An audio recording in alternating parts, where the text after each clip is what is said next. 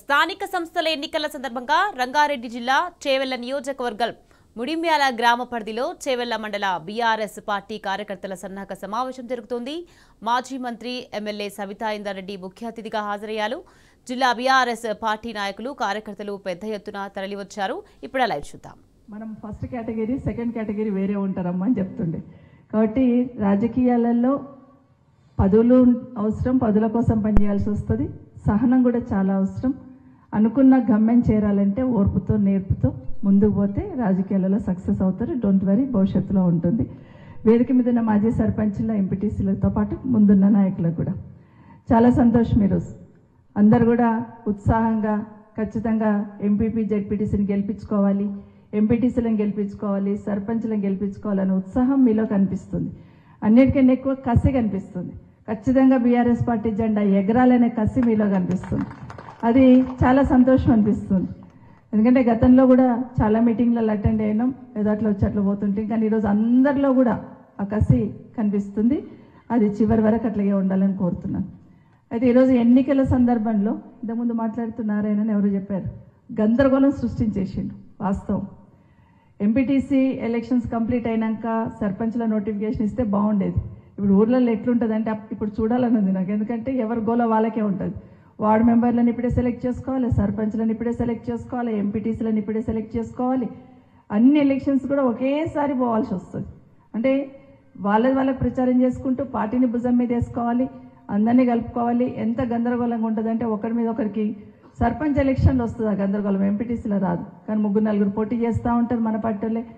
కానీ అదే పెద్ద టాస్క్. ఇప్పుడు మనం ఈ ఎలక్షన్ గెలవాలంటే మన ముందున్న పెద్ద టాస్క్ ఏంటంటే సర్పంచ్ల క్యాండిడేట్లను కూడా గాలి కుదిలేయకుండా వాళ్ళని కూడా ఒకే వ్యక్తి ఉండేటట్టు చేసుకోగలిగితే మన ఎంపీటీసీలకు ఈజీగా ఉంటుంది, పార్టీకి ఈజీగా ఉంటుంది. ఆ విధంగా కూర్చోబెట్టి మాట్లాడి కన్విన్స్ చేసి పోటీ చేయాల్సిన అవసరం ఉంది. లేకపోతే నాకైతే నేను టికెట్ అడుగుతున్నా, నేను తెచ్చుకుంటా, నీ సంగతి నాకెందుకని అహంకారంతోనో ఈగో ఫీలింగ్తోనో పోతే దెబ్బతింటాం. డబ్బులు పోతాయి, పొలిటికల్గా కూడా దెబ్బతినే అవకాశం ఉంటుంది. కాబట్టి గతంలో మన దగ్గర ఒక మంచి ఆనవాయితుంది. మరి లాస్ట్ 10 సంవత్సరాలు ఎట్లా చేస్తారో నాకు తెలియదు. కానీ నేను ఇక్కడ ఉన్నప్పుడు మాత్రం, ఇప్పుడు మీరు మాట్లాడుతూ చెప్పినారు ఇంద్రారెడ్డి గారు, ఎగ్జాక్ట్లీ ఇంద్రారెడ్డి గారు అంటేనే చేవెళ్ళ, చేవెళ్ళ అంటేనే ఇంద్రారెడ్డి గారు. అదే బేస్ చేసుకొని ఇంద్రారెడ్డి గారి పేరు మీద ఈరోజు నేను కూడా 25 ఇయర్స్ నుండి నడిపిస్తూ ఉన్నాను. ఇప్పటికీ చేవెళ్ళలో ఎక్కడ ఏ గడప తట్టినా, ఎవరిని తట్టినా పెద్దవాళ్ళని ఇంద్రారెడ్డి గారిని గుర్తు చేసుకుంటూ ముందుకు పోతా ఉన్న సందర్భం. నేను హోమ్ మినిస్టర్ అయినప్పుడు అనుకుంటా, ఇక్కడ నుండి ఒక నాయకుడు వచ్చాడు ఇంటికి. అప్పుడే కొత్తగా హోమ్ మినిస్టర్ అయ్యాను. డిపార్ట్మెంట్ కూడా ఉత్సాహం ఉంటుంది కదా, బోర్డు తీసుకొచ్చి పెట్టిపోయింది ఎప్పుడో గేట్కి, సబితారెడ్డి హోమ్ మినిస్టర్ అని. వచ్చిండు బాలరాజు, ఎవరెందుకు బాలరాజు వచ్చిండు, నా గేట్కి ఎదురుంగి పడ్డాడు అన్నట్టు. నేను పోతున్నాను, రాయ్యా లోపలికంటే నేను రానక్క అంటాడు. అరే గేట్ ముందరికి వచ్చి గేట్ లోపలికి ఎందుకు రావు, ఆడిలో వాడు ఎందుకు లోలు పెడుతున్నావు, రా అంటే నేను రానక్క, అవసరం లేదు, నువ్వు అవసరం లేదు, నువ్వేం అవసరం లేదు, నీ పదవి అవసరం లేదు, నేను రానంటాడు. అరే ఇంత దూరం వచ్చి ఎందుకు రాలేదు, మరి పొద్దున్నేమో ఫోన్లు చేసినావు అంటే ఆ బోర్డు చూడక్క అన్నాడు. బోర్డు వెనకకు మళ్ళీ అప్పుడు చూసిన, అంటే ఇందిరారెడ్డి పేరు లేదు. కాబట్టి నేను రానక్క, ఇందిరాన్న పేరు లేదు, ఎందుకు వస్తానప్పుడు బోర్డు తీసి పడేసిన. కాబట్టి సవితమ్మ పక్కన ఇందిరారెడ్డి ఖచ్చితంగా ఉంటాడు. ఇంకొకటి ఏంటంటే, నేను మనిషిని దూరం ఉండొచ్చు మీకు, కానీ మనసు మీ చుట్టూ ఉంటుంది. రాజకీయంగా దాదాపుగా 25 సంవత్సరాలు 20 సంవత్సరాలు రాజకీయంగా మా కుటుంబం ఎదగడానికి కారణం ఎవరంటే చేవెళ్ళ నియోజకవర్గం ప్రజలు, చేవెళ్ళ నియోజకవర్గం నాయకులు. మధ్యలో రిజర్వేషన్ వల్ల వేరే శాసనసభ్యులు రావడంతో కొంత డిస్టెన్స్ మెయింటైన్ చేయొచ్చు, అప్పుడు కూడా వచ్చి తిరగొచ్చు. కానీ ఎట్లా ఉంటుందంటే మళ్ళీ ఒక దళిత సోదరుడు శాసనసభ్యులు అయితే కూడా వీళ్ళు వదిలిపెట్టలేరనే నెపం మళ్ళీ నెట్టేసే ప్రయత్నం చేస్తారు. కాబట్టి వాళ్ళు పని చేసుకొని నియోజకవర్గంలో ఎక్కడ ఏ చిన్న కష్టం ఉన్నా మేము ఉంటామని వచ్చిన వాళ్ళందరికీ చెప్పేదాన్ని, ఎమ్మెల్యే గారి దగ్గరికి వెళ్ళండి, ఎమ్మెల్యే గారితో పని చేయించుకోండి, కాని పక్షంలో నేను మీతో ఉంటానని. కాబట్టి ఎక్కడున్నా ఏం చేసినా ఒక్కొక్కసారి నేను ఫోన్ చేస్తే హైయర్ ఆఫీసర్స్కి, చేవెళ్ళ రోడ్డు పెట్టేసినాం కదా మేడం అంటారు.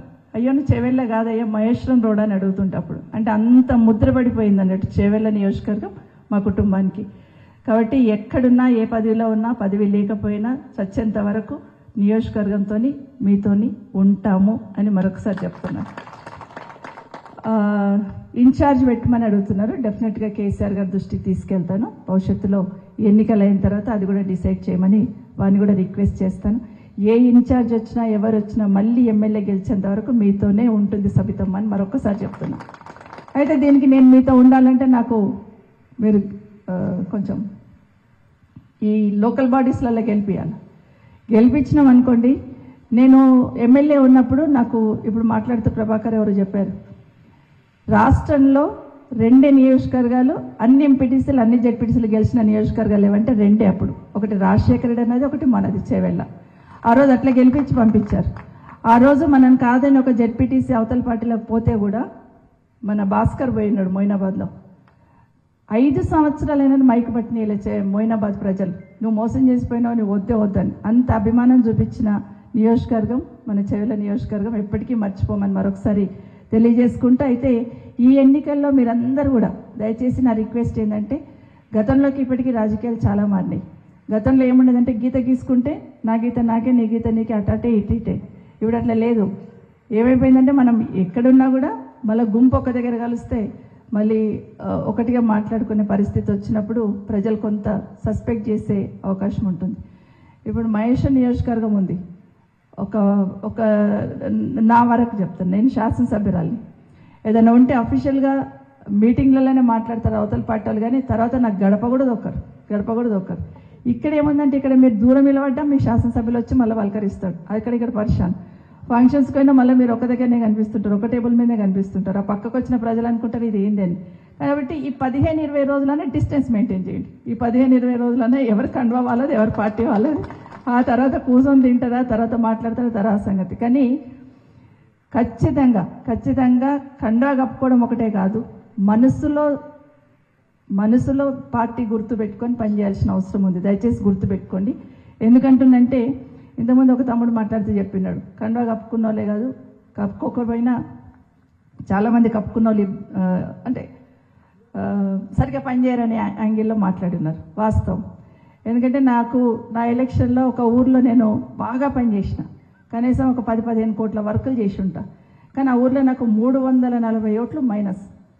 అయితే ఇట్లే కొంతమంది యంగ్స్టర్స్ వచ్చినప్పుడు అడిగిన నేను, ఏం బాబు మరి నేను పని చేసింది మీకు నచ్చలేదా, ఇంకేం పని చేయాలనుకుంటున్నారు, భవిష్యత్తులోనే చేస్తాను, మరి మీ అందరి అభిమానం తీసుకోవాలంటే నేను భవిష్యత్తులో పని చేయాలా, ఏం కోరుకుంటున్నారు, ఇంకేం డెవలప్మెంట్ చేయాలనుకుంటున్నారు చెప్పమని అడిగాను. అంటే వాళ్ళు ఒక్క మాట చెప్పారు, మేడం మీ మీద ఏం కోపం లేదు మాకు, కానీ మీ నాయకులందరూ, ఇంతకుముందు అంజనీయులు మాట్లాడినట్టుండి మాట, మీ నాయకులందరూ కండువాలు కప్పుకొని గుంపుగా వచ్చి జిందాబాదులు కొట్టుకుంటూ కారు గుర్తుకి అని చెప్పుకుంటూ పోయింది తప్పిస్తే, వచ్చి కూర్చొని బాబుకి పని చేసినాం, గి చేయండి, గి ఓటు వేయండి అని అడగకుండా గుంపును చూపించుకొని దబాయించి వేయండి అంటే మేము ఎందుకు వేస్తాం మేడం, అవతల పార్టీ 4 సార్లు వచ్చిండు, ఇంట్లో కూర్చున్నాడు, చెప్పిండు, పోయిండు. కాబట్టి మాకు ఆత్మాభిమానం ఉంటుంది. మీ వాళ్ళు ఏదో దబాయించి గుంపును చూపించి బల్బును చూపించి ఏమంటారు కదా, వాపును చూసి బల్బు అనుకున్నట్టు ఉరుకులాడిండ్రు. అందుకే వాళ్ళకి లెసన్ టీచ్ చేయడానికే మేము ఓట్లు వేయలేదు మేడం అన్నారు. కాబట్టి దయచేసి గుర్తుపెట్టుకోండి, జనాలు చాలా తెలివిగా ఉంటారు.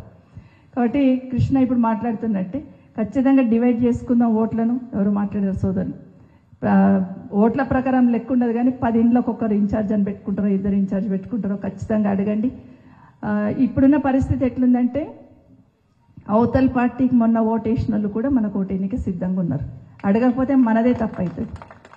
రెండవది, వాళ్ళేదో రూలింగ్లో ఉన్నారు, ఏదో అయిపోతుందని ఏం కాకండి. మన వాళ్ళు ఏం మాత్రం తీసిపోరు. ఇంకా అవతలకైనా గట్టిగా ఉన్నారు, గట్టిగా పనిచేయాలనే ధ్యాస ఉంది. కాబట్టి పని చేయాలనే ధ్యాసతో పాటు రిజర్వేషన్ ఏదన్నా కానివ్వండి, నా ఊరు పరువు నేను నిలబెట్టుకోవాలంటే, నా ఎంపీటీసీ పరిధి నేను నిలబెట్టుకోవాలంటే, నా పార్టీలో నేను తలెత్తుకొని తిరగాలంటే, నా ఎంపీటీసీని గెలిపియాలని ఒకే ఒక ధ్యాసతో పనిచేయండి. ఎందుకంటే వచ్చినప్పుడు అడుగుతాం కదా, బాబు ఏమైంది నీ ఊర్లో, నీ ఎంపీటీసీ ఎందుకు ఓడిపోయింది అని. మళ్ళీ సార్ నీ విలువ తగ్గుతుంది. మాటలు చెప్తావు కానీ నీకు గెలిపినీకే చేత కలదనే లెవెల్లో మాట్లాడుతుంటాం. కాబట్టి గతంలో పెద్ద మనుషులు ఏం చేసేవాళ్ళంటే, నా ఊరు పరువు పోవద్దు నా పార్టీలు అని చెప్పేసి కూర్చొని తంటాలు పడి ఆ క్యాండిడేట్ని గెలిపించి పంపించేవాళ్ళు. ఇప్పుడు కూడా దయచేసి కేసీఆర్ గారి గౌరవం పెరగాలంటే, మరొక్కసారి కేసీఆర్ గారు ఈ రాష్ట్రంలో ముఖ్యమంత్రి కావాలని ప్రజలు కోరుకుంటున్నారు. కాబట్టి అది గెలవాలంటే ఇది ప్రీ ఫైనల్ లాగా, ఈ ఎలక్షన్స్ గెలిస్తే ఆ ఎలక్షన్స్లో ఖచ్చితంగా జెండా ఎగురుతుందనేది వాస్తవం. కానీ ఈ ఎలక్షన్స్లో ఏ కొంచెం ఇదైనా రేవంత్ రెడ్డి మన ముఖ్యమంత్రి ఎలాంటి మాటలు మాట్లాడతాడు, ఆ మాటలకు అద్దు పద్దు ఉండదు, అట్లా మాట్లాడే ప్రయత్నం చేస్తాడు. ఇంకొకటి ఏంటంటే, చేవెళ్ళంటే సబితమ్మ అంటారు ఇప్పటికీ కూడా. కాబట్టి అది నాకు కూడా కొంచెం టక్కా తగులుతుంది. దయచేసి నా రిక్వెస్ట్, నేను 100% మీకు ఎంత టైం ఇవ్వమంటే అంత టైం ఇస్తా. పొద్దున 7 గంటల వరకు రండి మేడం అంటే 7 గంటల వరకు వస్తా, రాత్రి 10 గంటల వరకు ఉండాలమ్మంటే 10 గంటల వరకు ఉంటాను నేను.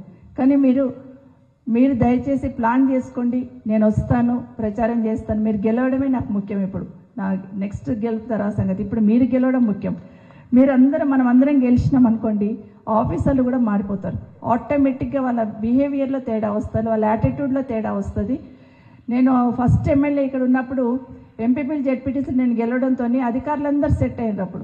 నాకు అప్పుడు రాజకీయ అనుభవం సరిగ్గా లేకపోయినా ఆ రెస్పెక్ట్ ఇచ్చేవాళ్ళు, అది చేసేవాళ్ళు. ఎందుకంటే అది చూస్తారు బలం ఏముంది నాయకుడికి అనేది. ఖచ్చితంగా కింద అధికారులు కూడా బేరీజ్ వేసుకుంటారు. కాబట్టి మన మాట నెగ్గాలి, మనం చేయాలంటే ఖచ్చితంగా మనం గెలిచి రావాలి. 4 ఊళ్ళు ఉన్నాయా, 10 ఊళ్ళు ఉన్నాయా, 3 ఊళ్ళు ఉన్నాయా అనేది నాకు సంబంధం లేదు. మీరు కూర్చోండి. రేపు ఒక్కరోజు పండగ వదిలేసి ఎల్లుండి లంచ్ తర్వాత కూర్చుంటారా, ఒకరోజు టైం తీసుకుంటారా, తీసుకొని నెక్స్ట్ డే నుండి ఎంపీటీసీ పరిధిలో ఉన్న వాళ్ళందరూ ఒకసారి కూర్చోవాలా, మాట్లాడుకోవాలా.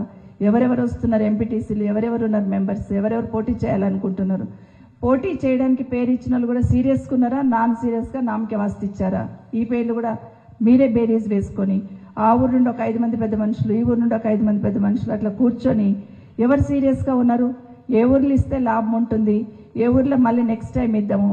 2-3 ఊళ్ళు ఉన్నప్పుడు ఎంపీటీసీ ఇదే చెప్తాం, ఈసారి మాకు ఏంటి బాబు నెక్స్ట్ టైం మీ ఊరికి ఇస్తామని చెప్తాం. అట్లా మనం మాట్లాడుకుంటూ ఈ రాజకీయాలలో పోతూ ఉంటాం. కాబట్టి దయచేసి కూర్చొని మాట్లాడుకొని డిసైడ్ చేసుకోండి. ఇక జెడ్పీటీసీకి ఎవరు పోటీ చేస్తారనేది మీ అధ్యక్షుడికి పేర్లు ఇవ్వండి. అధ్యక్షుడి పేర్లను తీసుకొని ఖచ్చితంగా దాన్ని కూడా కొంచెం టైం తీసుకొని, ఎందుకంటే మనం హైకమాండ్లో పార్టీకి కూడా ఇన్ఫర్మేషన్ ఇవ్వాల్సి వస్తుంది. ఎవరు ఎంపీపీ ఉంటా అంటారు, ఎవరు జెడ్పీటీసీ ఉంటా అంటారు, ఎవరు ఎంపీటీసీలు ఉంటా అంటారు. ఇదంతా కూడా మీరు స్క్రీనింగ్ చేసిన తర్వాత మళ్ళీ నేను తీసుకెళ్ళి కూడా పార్టీకి చెప్పిన తర్వాత అనౌన్స్ చేయాల్సి ఉంటుంది. తప్పకుండా అనౌన్స్ చేసుకుందాం.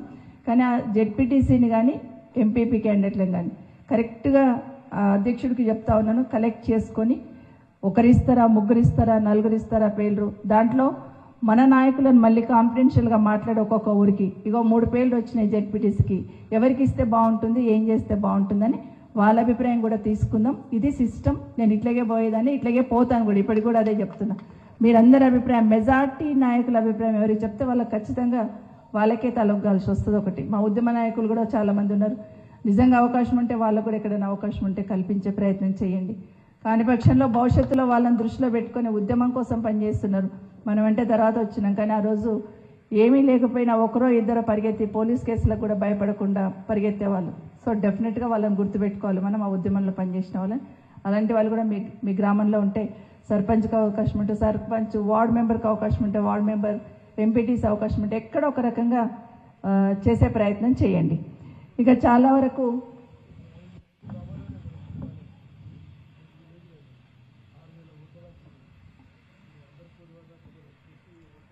చూసి అంటే అది మీ మీద చాలా బాధ్యత ఉంటుంది హనుమంత్ రెడ్డి. నేనేమంటున్నా,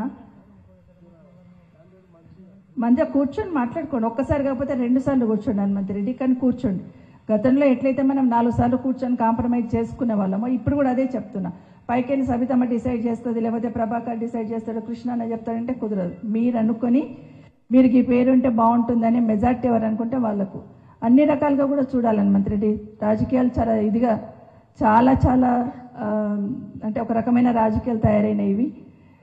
గతంలోకి ఈ రాజకీయాలు కంపేర్ చేస్తే కొంచెం ఇబ్బంది. మంచి నాయకులందరూ కూడా సెట్ బ్యాక్ అయ్యే పరిస్థితి కూడా ఉంటుంది. అయినా కూడా మంచి వ్యక్తులను ఎన్నుకోండి, అన్ని రకాలుగా చూసుకొని అందరూ కూడా కాంప్రమైజ్ అయిపోయి కొత్త పాత, ఎందుకంటే గతంలో సీనియర్ నాయకులు ఉంటారు, ఇప్పుడు ఈ మధ్య యంగ్స్టర్స్ అందరూ చాలామంది సర్పంచ్లు, ఎంపీటీసీ అయ్యారు. అందరూ కూడా ఎవరైతే యంగ్స్టర్స్ ఎదగాలని ప్రయత్నం చేస్తున్నారో మీరు ఏం చేయాల్సింది ఏంటంటే 4 మెట్లు దిగి పనిచేయండి, 10 మెట్లు ఎక్కుతారు మీరు. అది మాత్రం వాస్తవం.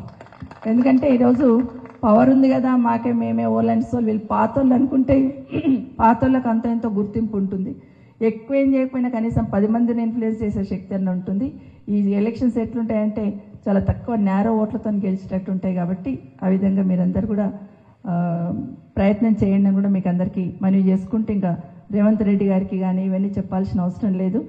మనం ఈరోజు ఈ ఒక్క కార్డు చాలు మనకు.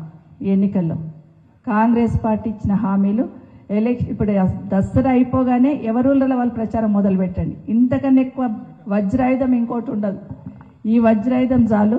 ఒక్కొక్క హామీ ఏ విధంగా ఇచ్చారు, కాంగ్రెస్ పార్టీ ఎట్లా హామీ ఇచ్చింది, కాంగ్రెస్ పార్టీ ఇచ్చిన హామీలు ఎట్లా తుంగలో దొక్కిండ్రు. ఇంతకుముందు ఒక సోదరుడు మాట్లాడుతున్నాడు, మాధవ్ అనుకుంటా, ఐ థింక్. ఎవరు మాట్లాడినా అన్ని చేసినామంటున్నారు. ముఖ్యమంత్రి మాట్లాడితే మేము ఇచ్చిన హామీలు నెరవేర్చినామంటున్నారు, మంత్రులు మాట్లాడితే మేము ఇచ్చిన హామీలు నెరవేర్చినామంటున్నారు. ఎట్లా ఉంటుంది వాళ్ళదంటే అన్ని అయిపోయినాయి, మేము మొత్తం చేసేసినామని మాట్లాడతారు. రుణమాఫీ ఉంది, ఎప్పుడు మాట్లాడినా రుణమాఫీ చేసినామంటున్నారు, కానీ సగానికి సగం మందికి రుణమాఫీ ఇవ్వలేదనేది వాస్తవం. మనకు తెలుసు, మన గ్రామాలలో మనకు తెలుసు రుణమాఫీ తీసుకున్నారు.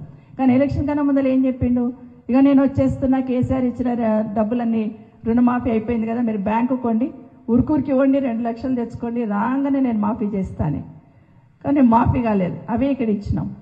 రుణమాఫీ 4 ఎకరాలకు ఉన్నంత వరకు రైతు భరోసా ఎంత బాకీ ఉంది, రుణమాఫీ ఎంత బాకీ ఉన్నాడు అనేది రైతులకు సంబంధించి ఇడేస్తున్నాము. 4 ఎకరాలకు వాళ్ళు చెప్పిన ప్రకారం 76,000 ఇవ్వాలని. ఈ ఒక్కటి చాలు. ఈ కార్డు తీసుకెళ్ళి, ఇంతకుముందు నారాయణ ఎవరో చెప్పారు, ఎవరు చెప్పారు, మా సోదరులు ఎవరైతే వృద్ధాప్య పెన్షన్స్ తీసుకుంటున్నారో, వృద్ధాప్య పెన్షన్స్ నువ్వు కదా చారి, వృద్ధాప్య పెన్షన్ తీసుకుంటున్న వాళ్ళందరూ కేసీఆర్ పైసలు తీసుకుంటున్నామనే ఉన్నారు. ఇప్పటికీ కేసీఆర్ పైసలే వస్తున్నాయి. నేను ఎప్పుడైనా పోతే అడుగుతారు, అమ్మ పైసలు 4,000 చేయవా, ఇప్పటికీ కేసీఆర్వి వస్తున్నాయి, 4,000 వస్తలేవు అంటారు.